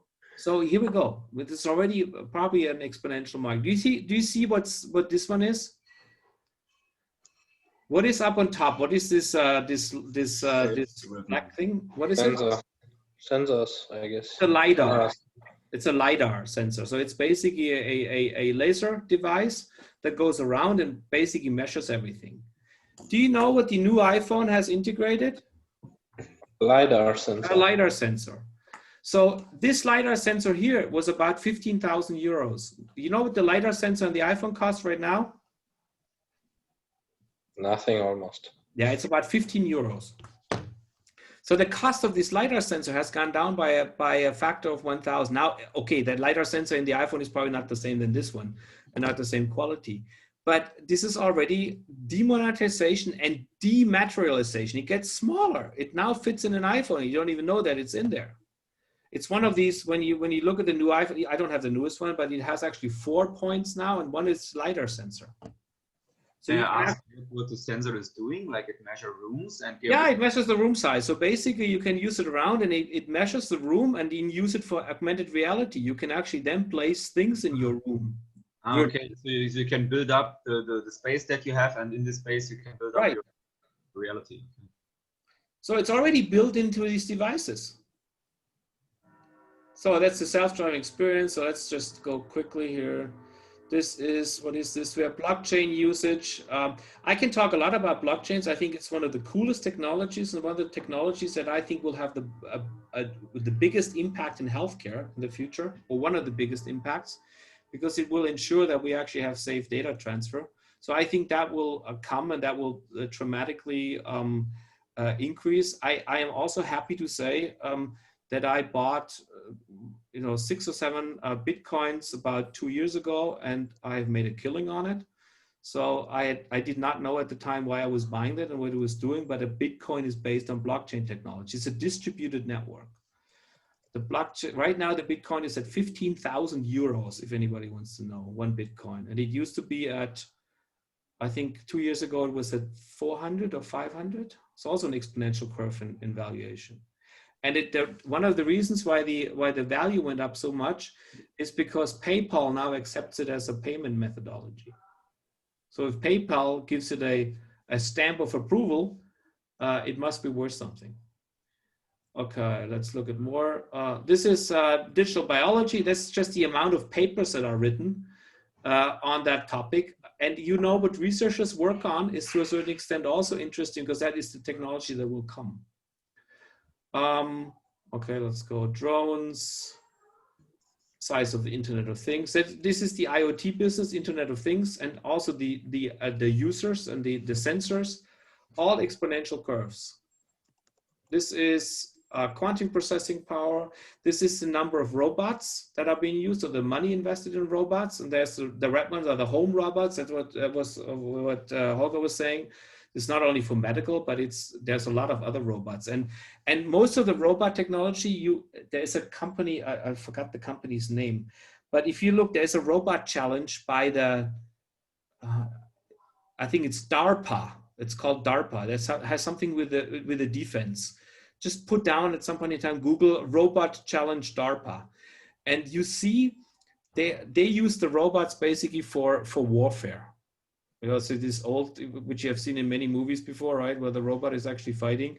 And they actually have created the robots so they can independently decide to move forward and are not falling down anymore. And if you look at the DARPA, at that robot challenge from 2018 and 2019, you see a dramatic improvement of capability of these robots. It's a very interesting little video you can download. Industrial robots. Okay. Okay. So I have a little bit of healthcare now, and then I will show you the ones from the exponential medicine, but I will go really fast through them because we don't have enough time.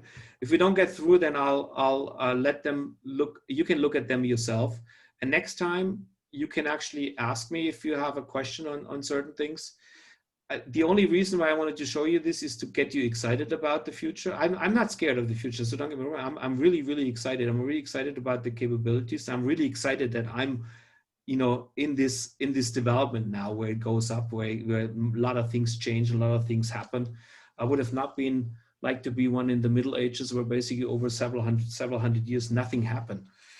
So we will see from now to in 3 years, we'll see dramatic changes. And I'm really excited about this. Okay, so this is one that I always point out because this is my hope to a certain extent. 32,000 out of 50,000 diseases are caused by a single point mutation in your gene. So we are able to read the gene completely. I have done actually a complete gene evaluation of myself. By the way, it's 169 euros. It's also in the democratization phase. Everybody can afford that. So if you're interested in that, you can order kits. In my case, it's a company called Dantilab. So if you're interested in that, just put down Dantilab, like the writer, dantilab.com, and the kits are between 150 and 300 euros. And maybe you wait, if you really would like to do this, you wait for Black Friday. That's next Friday. They have typically a Black Friday sale. I did this last year for my whole family, and there were 159 euros so I did it for the whole family. And you get really cool information, and cool information that also includes what kind of medication you don't work with. So where do you have allergies? Where do you have problems? These are some of the things you will never get from your doctor, never, because the doctor simply doesn't know. And if you know that you can read your complete gene information, and that you have ways to actually edit genes, can you imagine, I mean, it's just a question here, can you imagine that at some point in time, we know which disease is caused by which gene mutation, that we actually fix that? Now, if you fix that, that's what you came up with, Beatrice, right? Your prevention and prediction model, you don't get sick of anymore. So do you believe that's 10 years out, 20 years out, 5 years out?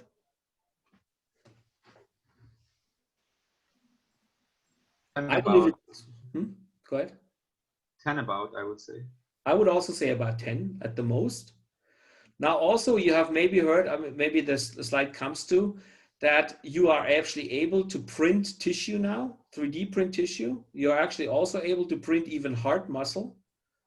So can you imagine that you also will have maybe a fully functioning organ being printed in Yes, I heard there's models printing a lung, right?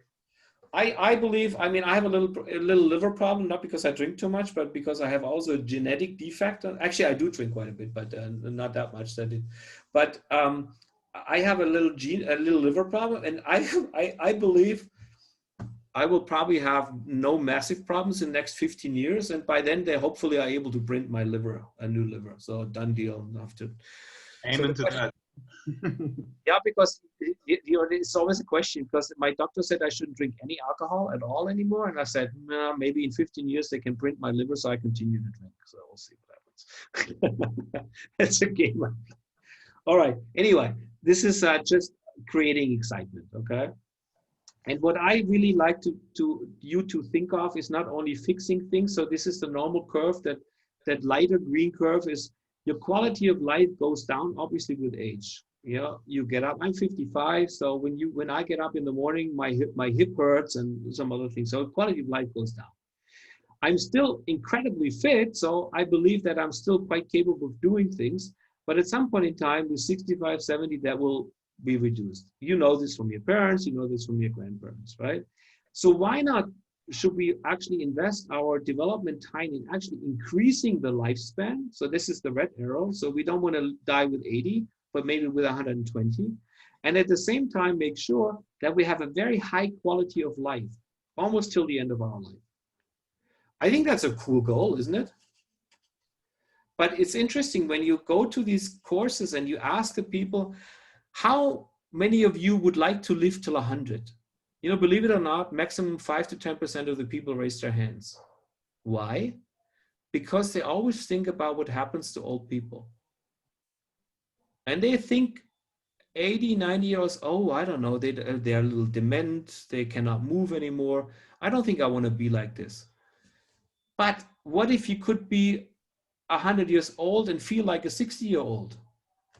Everybody raises their hands. So people, that's another way of reminding you that you're thinking linear.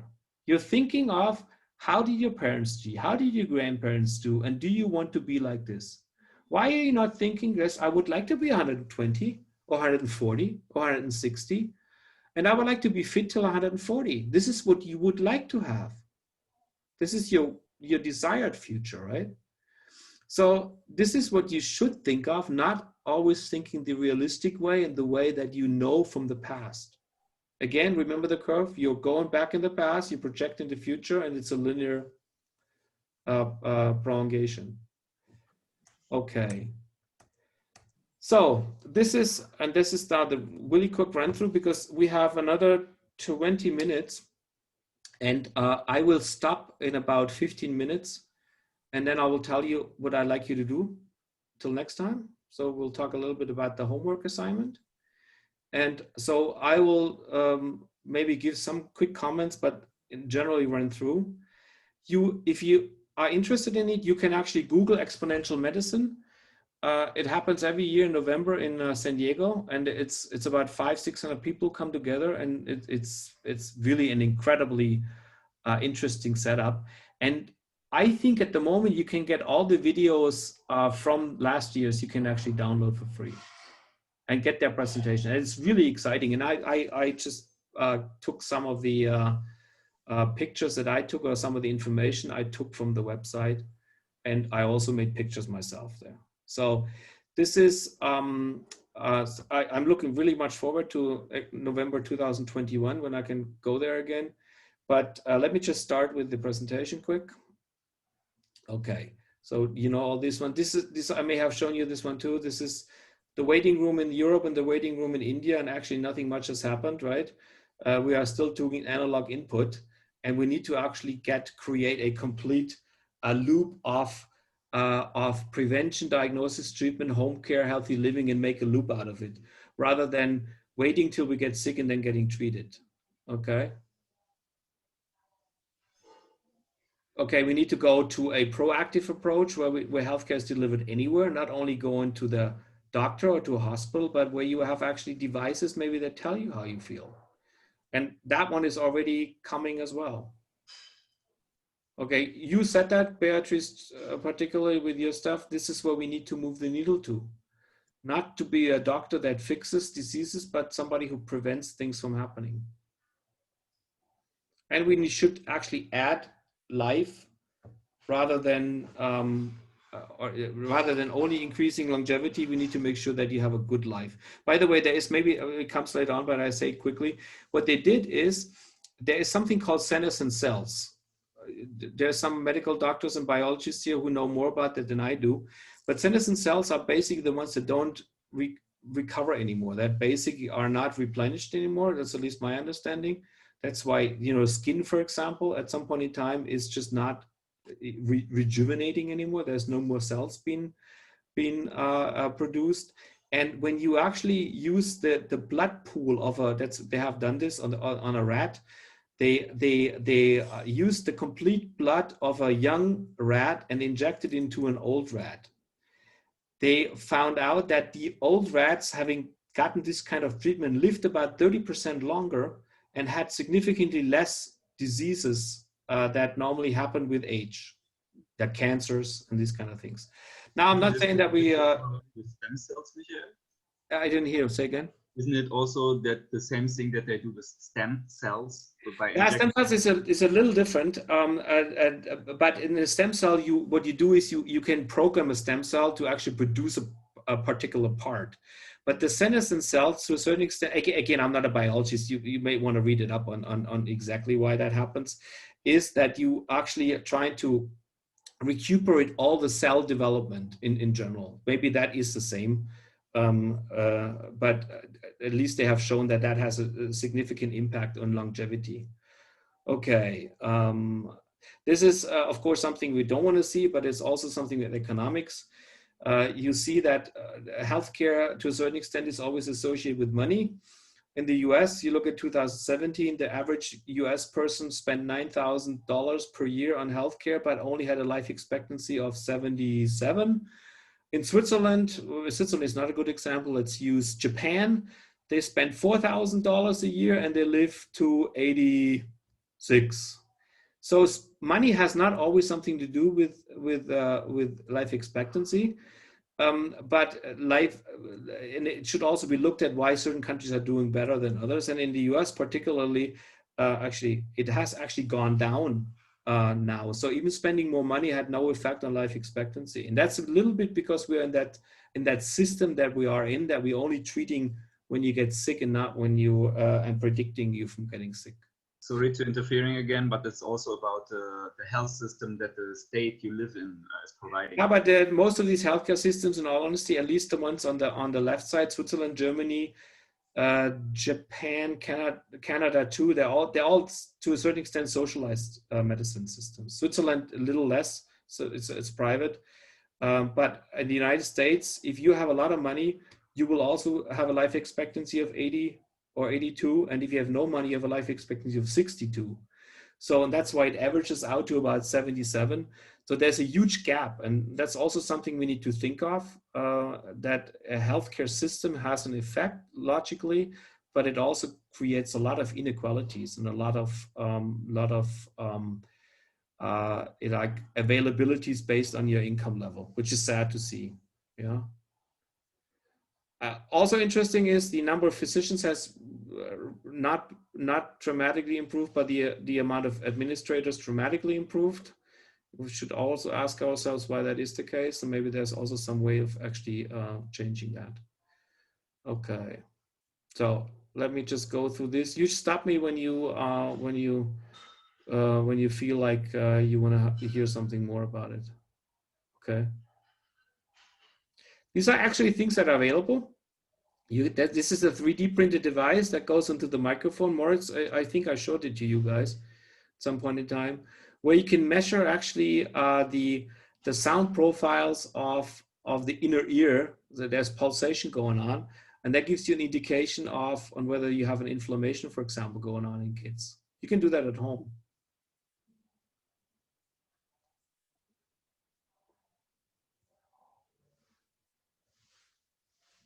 Remote brain surgeries.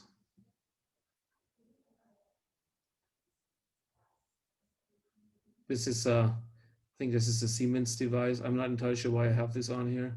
Yeah, this is also an exponential curve, an unfortunate one. 80% of the costs associated with healthcare happen in the last years of your life. So again, if you have this curve and you make sure that we live a fairly good life till almost the end, will also reduce a lot of the costs that are associated with this. So this has a little bit to do, I always tell that if we move from acute care to home care, we would save a traumatic amount of money and at the same time improve the quality of life. People don't get healthy in the hospital, they get healthy at home. But at home, they don't have the medical service. That's why you still have to go to the hospital. So if you would move a lot of these services to home, again, life quality is better, and at the same time, it's dramatically cheaper. So those could be the goals, right? So the key word in here is decentralization, right?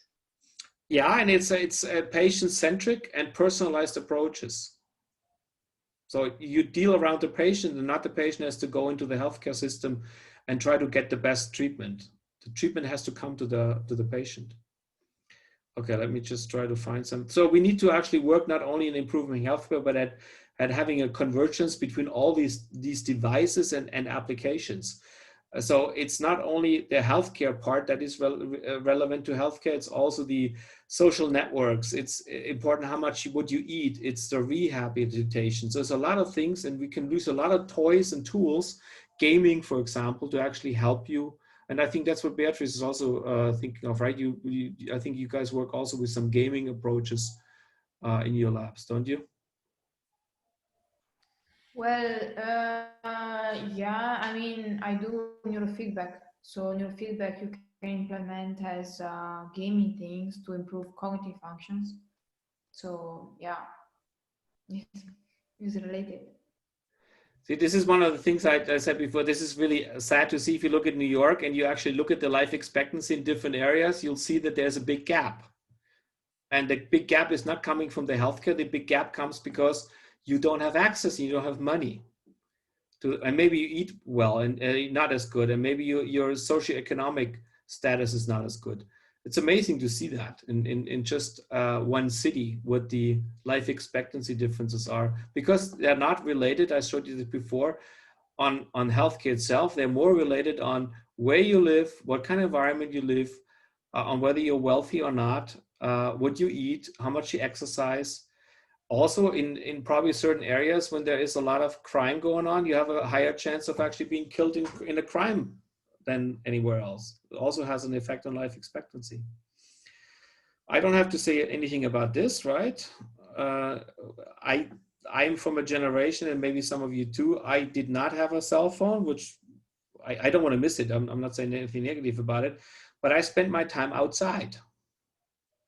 Yeah, moving around, playing soccer. And right now we have Corona, but we see with the kids that they have really, really big problems very early on in their life already. And that carries through. If you have a back problem like the kid on the right, you will have that your entire life. And that's a problem of prosperity, isn't it? And wealth. Yes, to a certain extent it is. Yeah. Okay, we'll go on. Yeah, but I do think that if the new health system has to change the business model, they really have to know which part of the population also to target, you know, because when you create a business model, you need to see, so for who you are creating that model, you know. So who do you think will be the most important person of creating a new business model? The young population, because if you want to guarantee, if you want to guarantee a few in the future to have a good quality life when you will be 80, you need to think when you are 20.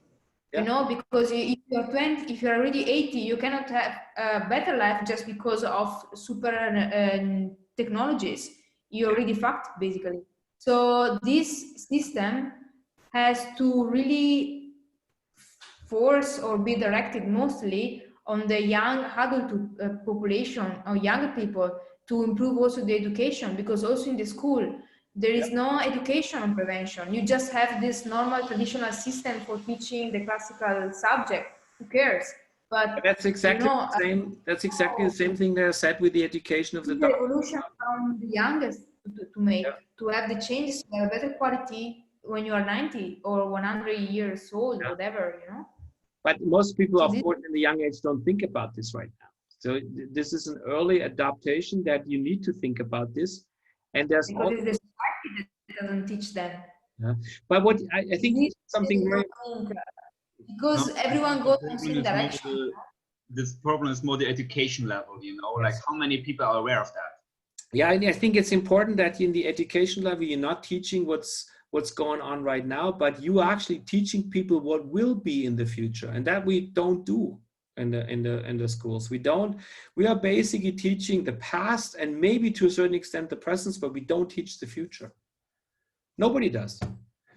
And this is actually something where when you don't think as a 15-year-old, you don't think about what will happen with 75. That's not what they teach you. Or how you will think about it. They don't teach you any empathy and any respect for people who are 75 now. You don't give a damn about them. And these are the kind of things that we need to get back into the teaching, is at least my opinion, that we also need to think a little bit more about empathy. And again, future. All right, quick one back to this one, all the sensors that we have. So the question is, when you have this is already what we have. This is nothing new. If we really know that these all create data and we plug them nicely and intelligently into an AI system, do we believe that we can get some meaningful prevention information out of it? I would say yes. All these little devices you can do at home, it's all available already. This one you may have seen, you can actually swallow that, and it's like an endoscope, and it makes pictures from your inside. This is also cool. What happens with your life when you look at your cell phone all the time? Also not so good. But they also come up with ideas of how to compensate for that. It's also cool. That's also an app even. You can buy so most of the stuff that I show you can buy already. Now we get to the ables, shockables, hearables, ringables. So you have rings. There's an Aura ring which measures all your life, which measures your ECG, your SpO2, all kinds of other things. We have breathables that analyze your breathing, your content. So almost like a spectrometer, gives you indication. You can actually get bacteria. You can get all kinds of viruses. It's all measured over your breath. But how many of you have seen those in actually medical practice? That's around already. You can buy this. Sweatables, they analyze the sweat when you do sport or activities. The sweat there's minerals, so you can actually measure the mineral content. You can compensate for that. Sockables, how you wear, what you do, how you walk. You can put this on the underwear. You can buy these. Those are like 10 euros a piece. You can wash them, I think, 20 times or something like that. And they measure your ECG and all kinds of other things. If you Google those, and I'll give you all these slides, that you can buy. It's around already. So this is what comes out of those. Respiration. You obviously can analyze your food. You have a camera, right? You can actually analyze your food. You can create an input. You can create an ideal diet, or you can analyze your diet, and you do that together with the poopables, the ones I mentioned before. So you analyze actually your outcome, and this is actually very important because it's a feedback loop. So you take something in, you have a certain amount of bacteria, you have a flora in your darm, and what comes out is a very big indication of whether everything works fine in your body. If not, you can readjust that, but you need to have information. How many of you have analyzed their poop before? But this is, I mean, people say that the poop and the bacteria, they have an effect on your brain. So there's, in the meantime, information or understanding that your flora, your digestive system has an impact on whether you will develop dementia at some point, or Alzheimer at some point in time. Even 7 years than before. Yeah. Okay, and then you can do a personalized nutrition. Femtech for the kids, they do a lot of stuff while they're still not born. We have all kinds of cameras that evaluate and analyze. So that's this you can buy again. This is not something that is fantasy or fiction. You can go into a store in the US and buy that. Now, this is also what they say is who will be the companies that will actually dominate healthcare? Will it be Siemens, GE? Most people, if you ask, believe that these will be the companies who will dominate health in the future. So my food is there, so I need to finish it. Okay.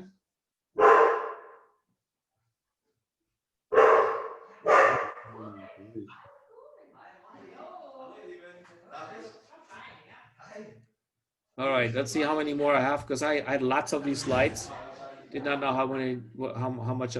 Now again, if you wanna have an artificial doctor, go to ADA. That's a Berlin company, and in this company you can actually enter. It's free too. You can just enter any problems you may have, and see what they come up with. It goes through an anamnesis. It asks you questions. It's a bot system. Okay. That's the digital twin approach of Siemens. So the big companies are thinking about this too. Yeah, why not having a mirror? Where was it right now? Why not having a mirror that actually analyzes, this is a fiction part, but that analyzes based on your skin color. You have cameras that can actually get the pulse on your skin, because every time you have a pulsation, blood, there's a little bit of an increase in temperature, and you can actually recalculate that to a pulse. You can do that already. That's out there. And you use that information together with maybe some other visual informations and give you a status.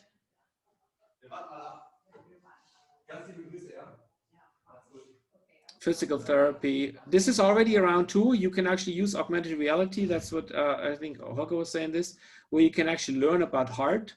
This will also be important because there will not be that many doctors around to teach you how to do it, but you may have to learn it by using this type of devices. Food is there. I'm coming. See, you guys are lucky. My wife did this on purpose, so she made sure that you are done in time here. All right, this is actually, that bothers me because I have a patent on this one as well, you know, for an X-ray system. So I need to actually sue these people who have this, who came up with this. And then you have to think about this doctor's bag. That's also interesting. The digital doctor bag. Like you remember these people walk around, they have a stethoscope and all kinds of other things to doctors. You can do that all with your cell phone and certain attachments. You can have the same information available. Now you need to just put these data points together. So you can buy this stuff. These are the things you can buy already. Okay, then Michael, if all of this is available, why they don't use it in clinical daily life? That's a very good question. Their job is so much more easy. You have to ask Veronica on this one, not me. Okay, Veronica. The same thing as before. The system is still old. Also, me in the lab, I do neurofeedback with electrode, and I always suggest to use the wireless electrode. It's easier for me to use and for the people are coming. But always the lab stays with the old equipment, you know, because there is a fear to change, change toward the new. This is the problem. Look at all these lab tests. Or also the lack of investment. Yeah, look at all these lab tests. You can buy all these lab tests. You just make a color coding and then you actually evaluate with a camera. That's the photo I was talking about with the changes of when you have different cameras. You can actually get like information from the skin that gives you significant information about how you actually are inside. All right, I'm stopping it here right now. I'll see how many more we have. I think. Quite a bit more, but I'll drop those in the mail, and you can actually look through that when you have some fun. But it's really interesting because it shows you a lot of these things, and you can actually Google some of the or connect to some of the information that is provided there. Okay, so one of the things I showed you was this one here. I think I showed it to you before. So there's a certain amount of risk factors that you have. Poor diet, right? We talked about this. Screening, maybe you don't sleep well, you drink too much alcohol, that cause these conditions. And all these conditions are responsible for 80% of the total cost and 80% of the total problems that you have. So logically, if you would be able to actually reduce these and get rid of these, or maybe have them in control or prevent them from happening, or being able to diagnose them very early, or having ways to actually having them under control, you would be able to actually dramatically reduce the amount of people that get sick. So what I want you to do, and also this is an interesting second chart that I want to provide you with, depending on where you live, you have different diseases. So communicable disease, non-communicable diseases are the ones, for example, the cancer or these kind of diseases. Communicable diseases are the ones that are more listed here. So you have a different type of pattern depending on where you come from. And that actually makes sense because these diseases have a little bit to do with money. So the higher you are, the less likely you have these kind of diseases. And the more likely, and you get older too, the more likely you have cancer and other diseases. So this is important to see because if you look at it from a global effect, you may have to define something differently for low-income countries, for India maybe, or for actually India is not low income anymore. India is more like lower to upper middle income. You may have to define something differently to address the issue than for high incomes. So what I want you to do, and this is your individual assignment, I want you to actually look at a potential, so pick let's start from the right, pick a behavior or a chronic decision, be as specific as possible, and try to actually come up with a potential solution that is possible with these technologies that I showed you, or with future approaches that you have seen that you can imagine.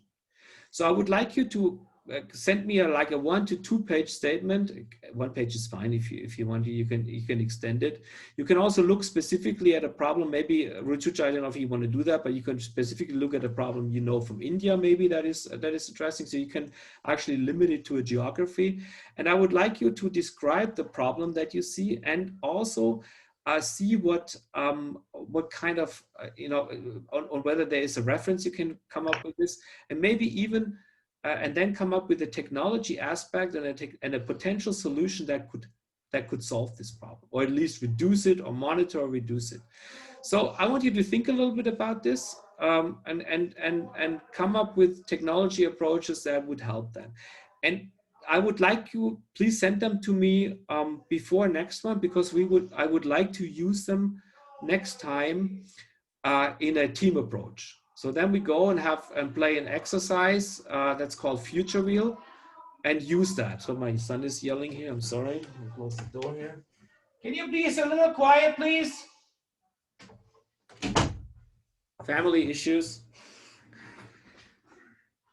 So if you have a son that's 25 years old, you typically actually are yelling, you don't talk normal. So anyway, everybody understood that?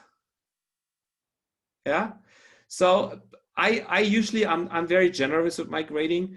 So I typically see when people have put some effort in it, and you should have some fun doing it. So please have that in mind. I want you guys to actually use this class to learn something for your life, not necessarily to get a good grade. And one of the things is to really analyze problems and then have a forward-looking modus. So if everybody understood that, I will also, give you the link. I will upload the lecture on YouTube. I will also give you the slides available, and I will put this assignment into the WhatsApp group as well. Yeah. Michael, yeah. One more question. Since for me, I'm a PhD. I don't need any points of getting graded in this course. Yeah. Can you tell me what practical advantage this course or this